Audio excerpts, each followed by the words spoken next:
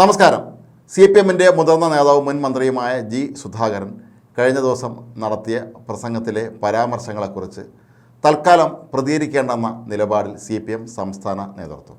അദ്ദേഹം പറഞ്ഞ കാര്യങ്ങളൊക്കെ തന്നെ പാർട്ടി ലൈൻ തന്നെയാണ് എന്ന രീതിയിൽ വ്യാഖ്യാനിക്കാനാണ് പാർട്ടിയുടെ നീക്കം. അദ്ദേഹം പറഞ്ഞ കാര്യങ്ങൾ വളരെ പ്രധാനപ്പെട്ടതാണ്.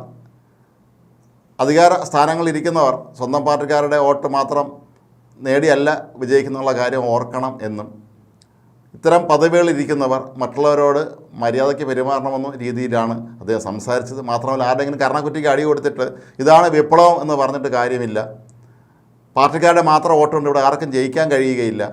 ഒരുപക്ഷെ കണ്ണൂരിലെ ഏതെങ്കിലും സീറ്റുകളിലായിരിക്കും അത്തരം സാധ്യതയുള്ളത്. വേറെ ആലപ്പുഴ ജില്ലയിൽ പോലും അങ്ങനെ ജയിക്കുന്ന ഒരു സീറ്റുമില്ല എന്നുള്ള പരാമർശങ്ങളൊക്കെ ജി സുധാകരൻ വിളിച്ചു പറഞ്ഞു. ഒരുപക്ഷെ ഇത്തരം ഈ പരാമർശങ്ങളൊക്കെ തന്നെ ചെന്നുകൊള്ളുന്നത് മുഖ്യമന്ത്രി പിണറായി വിജയനിലേക്കും അദ്ദേഹത്തിൻ്റെ മന്ത്രിസഭയിലെ ചില അംഗങ്ങളിലേക്കുമാണ് എന്നുള്ളത് 100% ഉറപ്പാണ്.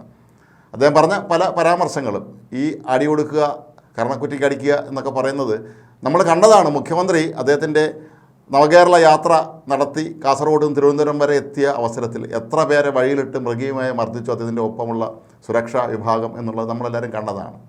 അതൊക്കെ തന്നെ രക്ഷാപ്രവർത്തനമാണെന്നും വിപ്ലവമാണെന്നും ഒക്കെ പറഞ്ഞ് ന്യായീകരിച്ച യുവജന നേതാക്കൾക്കും കൂടെയുള്ളൊരു കൊട്ടാണ് ജി സുധാകരൻ അവിടെ കൊടുത്തത്.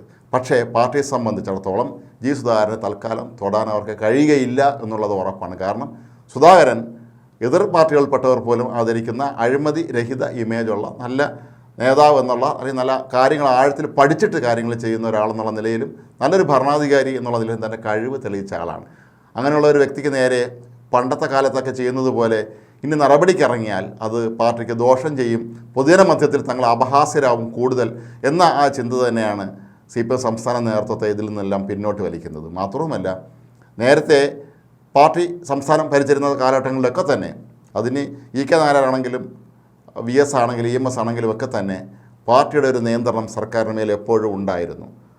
അതിപ്രഗത്ഭരാണ് ഈ നേതാക്കന്മാരെങ്കിൽ പോലും പാർട്ടി എല്ലാ കാര്യങ്ങളിലും ഇടപെടുകയും പാർട്ടിയുടെ നിയന്ത്രണത്തിൽ സർക്കാർ മുന്നോട്ട് പോവുകയും ചെയ്യുന്നൊരവസ്ഥയാണെന്നുണ്ടായിരുന്നത്. പക്ഷേ ഇന്നിപ്പോൾ പാർട്ടിയും സർക്കാരും എല്ലാം പിണറായിയാണ് എന്നുള്ള ഒരു രീതിയിലേക്ക് കാര്യങ്ങൾ മാറി മറിഞ്ഞിരിക്കുന്നു എന്ന യാഥാർത്ഥ്യം CPM സംസ്ഥാന നേതൃത്വവും ഇപ്പോൾ മനസ്സിലാക്കുന്നു. MV ഗോവിന്ദൻ മാഷാകട്ടെ, അദ്ദേഹം പാർട്ടി സെക്രട്ടറിയായി ചുമതലയേറ്റ ആ ഒരു സമയത്ത് അദ്ദേഹം ചില കാര്യങ്ങൾ വളരെ കർശനമായ നടപടികളൊക്കെ സ്വീകരിച്ചിരുന്നെങ്കിൽ പോലും പിന്നീട് അദ്ദേഹവും പതുക്കെ പഴയ രീതിയിലേക്ക് വീണ്ടും ഈ സർക്കാരിനെ കീഴടങ്ങി മുന്നോട്ട് പോകുന്ന ഒരു സംസ്ഥാന നേതൃത്വത്തിൻ്റെ ആ ഒരു നിലയിലേക്ക് മാറുകയും ചെയ്തിരിക്കുന്നു. പക്ഷേ ഇത് ഭാവിയിൽ തങ്ങൾക്ക് അപകടം ചെയ്യും എന്ന സത്യം പാർട്ടി സംസ്ഥാന നേതൃത്വം ഗോവിന്ദൻ മാഷ് ഉൾപ്പെടെയുള്ള നേതാക്കൾ മനസ്സിലാക്കിയിരിക്കുന്നു എന്നുള്ളതിൻ്റെ വ്യക്തമായ സൂചന തന്നെയാണ് ജി സുധാകരൻ്റെ പരാമർശത്തിൽ തൽക്കാലം ഒന്നും മിണ്ടണ്ട എന്നുള്ള ആ ഒരു തീരുമാനം.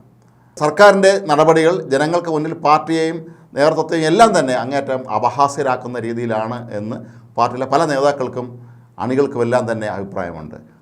അവരിൽ പലരും അടുത്ത് നടക്കാനിരിക്കുന്ന ലോക്സഭാ തെരഞ്ഞെടുപ്പിലും നിയമസഭാ തെരഞ്ഞെടുപ്പിലും ഒക്കെ തന്നെ പാർട്ടിക്കെതിരെ തിരിയും എന്നുള്ള സാധ്യത, അതിനുള്ള ആ ഒരു ഭീഷണി പാർട്ടി നേതൃത്വം മനസ്സിലാക്കുന്നു. മാത്രമല്ല, നിഷ്പക്ഷരായ വലിയൊരു വിഭാഗം ജനങ്ങൾ ഇവിടെയുണ്ട്. ഓരോ തെരഞ്ഞെടുപ്പിലും ആര് ഭരിക്കണം ഭരിക്കേണ്ട എന്ന് തീരുമാനിക്കുന്നത് അവർ തന്നെയാണ്. അതുതന്നെയാണ് കഴിഞ്ഞ ദിവസം ജി സുധാകരനും പറഞ്ഞത്.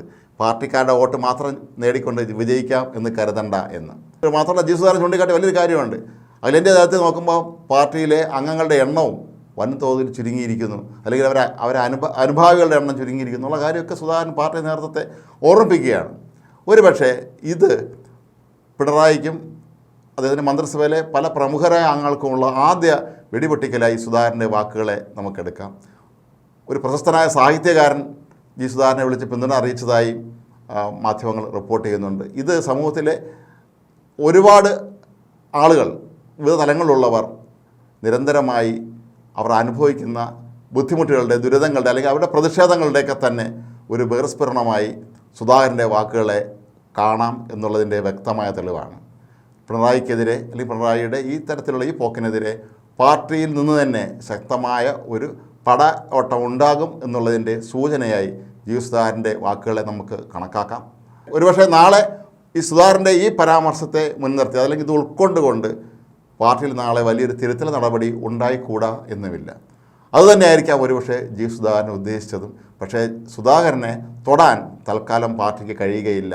പണ്ടൊക്കെ തങ്ങളുടെ പാർട്ടിക്കുള്ളിൽ നിന്നുകൊണ്ട് തങ്ങളെ എതിർക്കുന്നവരെ ഏത് രീതിയിൽ ഇല്ലായ്മ ചെയ്യുന്ന ഒരു നയമാണ് CPM പിന്തുടർന്നിരുന്നത്. അത് പലരുടെയും കാര്യത്തിൽ നമുക്കറിയാം.